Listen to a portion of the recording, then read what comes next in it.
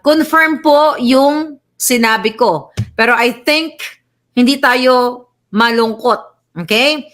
Dahil kailangan nating lumaban sa bangag na gobyernong ito.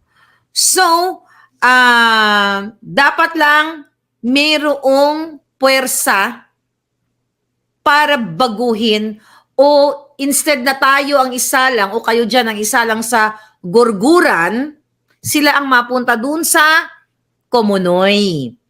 And I believe may ginagawa tayo dyan ang ating mga palangga at kayo yun.